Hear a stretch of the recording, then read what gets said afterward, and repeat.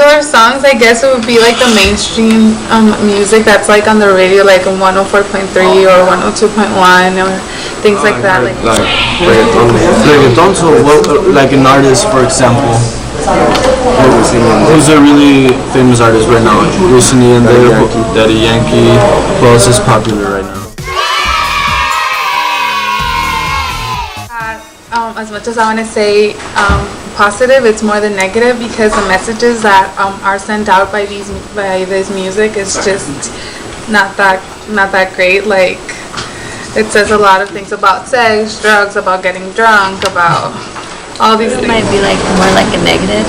A negative? Can you give an example, maybe, or why you think like, it would be a negative? I don't know, because it's more open about like sex and being like open about it. And I guess when younger kids hear that, they think like it's okay to be that open about it, and they want to be that now. Get involved with it and all that.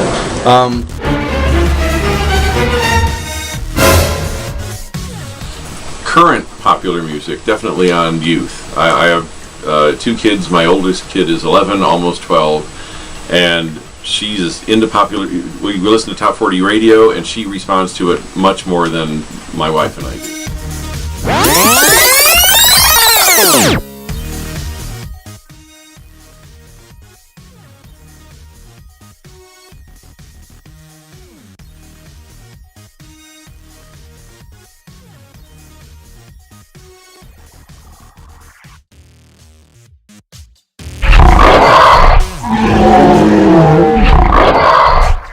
Well, I have a strong belief that music is the biggest influence and also like the biggest influence on decisions you make? No, on one's thoughts. Everything's based on your thoughts. Before you create an action, you think of it. And if you think of it long enough, you will do it. Music influences your thoughts.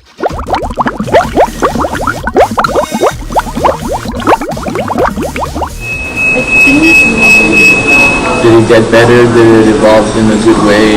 I think it's kind of basically the same, because the same concepts, like she was saying with sexuality and stuff in the 70s, is basically the same thing, but in a more direct way in today's music. Now it's more straightforward on what they're referring to, as back then they would just kind of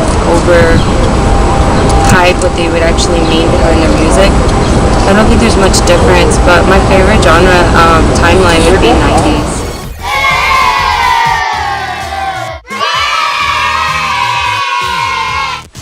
I would say, I wouldn't say it's caused by bad parenting. I think bad parenting can prevent problems whether kids listen to popular music or not. And I think bad parenting, the kids are going to have problems whether they listen to popular music or not. So I think the problems kids have who listen to a lot of popular music, I don't think it's the cause of their problems. I think it's one of the symptoms having to do with either bad parenting or the education, not participating in school, missing school, and so on. I think it's more of a symptom than a cause.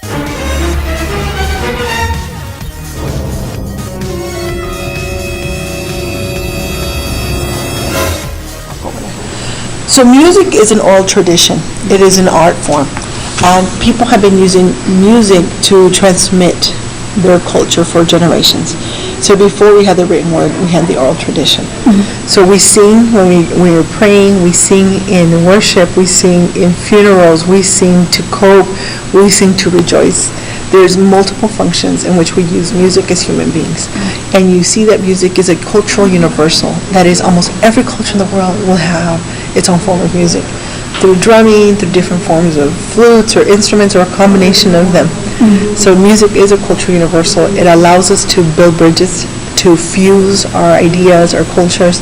And what we're seeing in the 21st century is the fusion of different cultures. Mm-hmm. So this is a little bit older song, but there's a song called Desert Rose. And it's Sheb Mami, who's he's North African Arab singer with Sting Those are British pop artists, and they merged them, and then they had the song Desert Rose.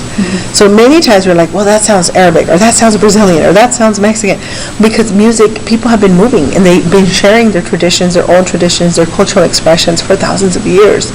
So although we think it's modern and current, I would argue that people have been doing that for the last thousands of years, and just thousands of course I can't go back and say this is when it started, but as people migrate, they take their old traditions with them, they take their ways of expressing, and they share them with us.